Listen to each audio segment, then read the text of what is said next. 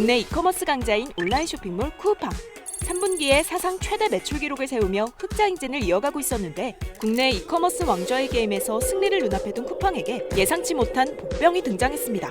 초저가를 앞세운 중국 이커머스 플랫폼인데요. 위협적인 기세에 국내 유통업계가 긴장하고 있다는데 크랩이 그 이유를 자세히 알아봤습니다. 1000만 가지가 넘는 상품을 극강의 최저가로. 지난해 한국인 사용자 수가 가장 많이 증가한 앱, 중국 알리바바 그룹의 알리익스프레스입니다. 한 해에만 371만 명의 사용자가 늘었는데 월 평균 사용자 수는 707만 명을 기록한 바 있습니다. 폭발적인 성장세죠. 미국 프로풋볼 결승전인 슈퍼볼 중계방송에 등장한 광고입니다. $10도 안 되는 저렴한 원피스 가격에 놀라 쇼핑을 즐기는 모습인데 30초짜리 광고 내내 난 억만장자처럼 쇼핑하지 라는 가사가 흘러나옵니다. 테무 역시 한국 시장에 진출해 지난해 사용자 354만 명을 확보하며 증가폭 2위에 올랐어요.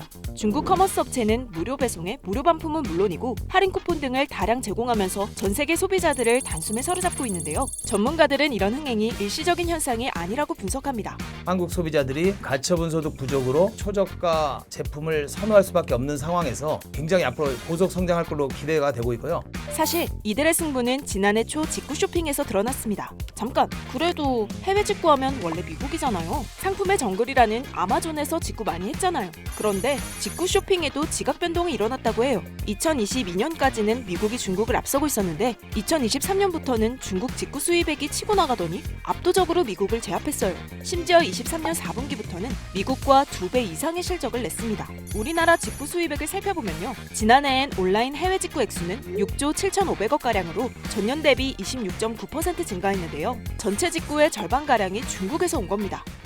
알리는 새로운 유통구조로 빠르게 쏘니까.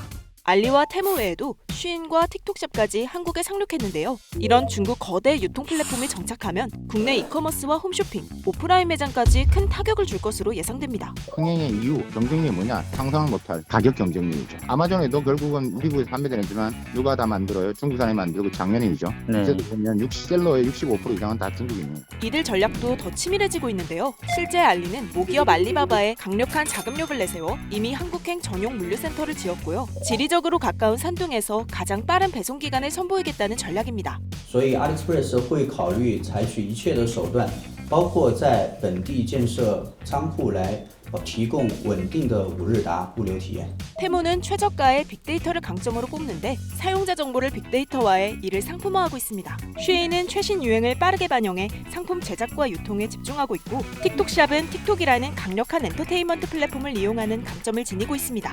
그런데 중국 유통 플랫폼들은 내수보다는 해외 시장 공략에 집중하는 걸까요? 직구에 대한 중국이 수입하는 것보다는 수출이 더 많습니다. 정책에 부합하는 거죠. 정책에 부합한다는 말은 정부의 지원을 받을 수 있다는 이야기죠. 두 번째는 지금 글로벌 여러 가지 상황이 안 좋고 전쟁이 많이 나오는 부분, 인플레이가 심하면 결국 싼 걸 찾을 수밖에 없고 중국 내의 경쟁이나 경제 상황이 녹록지 않은 부분에서는 회사 플랫폼을 좀 다변화할 필요가 있다는 걸 자기들이 느낀 거죠. 수익을 보존하기 위해서 글로벌로 나가야 되고. 중국 상품에 반감이 있었던 국내 소비자들의 반응도 좀 달라졌습니다. 지난해 12월 국내 쇼핑앱 사용자 수에서 알리는 3위, 테무는 5위를 기록했어요. 지난 1월 국내 쇼핑앱 신규 설치 순위에서는 테무는 1위, 알리는 3위를 기록할 정도로 주목을 받고 있습니다. 우선 소비자들은 싼 상품 가격에 무료 배송이라는 강점에 반응하고 있는 겁니다. 이용 후기도 늘면서 주목하는 상품도 많아졌고요. 이러다 보니 국내 이커머스 기업은 울상일 수밖에 없겠죠. 실제 매출 타격을 입은 국내 업체들은 몸집을 줄이는 모양새입니다.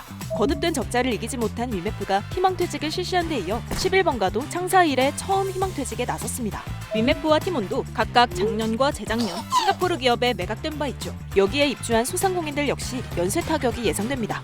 지금 알리에 조금씩 스며들고 있죠. 뭐 싸니까 뭐 10개 중에서 6개 버려도 그릇 남는 거야. 이렇게 구매한단 말인 거죠. 근데 이게 물리적으로 물류까지 이제 가까워지면 사람들은 완전 거부감이랑 없어지는 겁니다. 없어지는 거네. 이게 다가올 여파가 한국의 제조의 생태계, 유통의 생태계, 소비자의 소비 습관, 패턴 자체를 바꿔버리면 무서워지는 거거든요. 중국발 유통업이 빠르게 잠식하자 정부도 나서 대응책 마련에 고심하고 있는데요. 국내 온라인 플랫폼 경쟁력 강화를 위해 업계 고충을 두는 한편 해외 플랫폼 사업자들의 불공정 행위를 규제하는 방안을 논의하고 있다고 해요.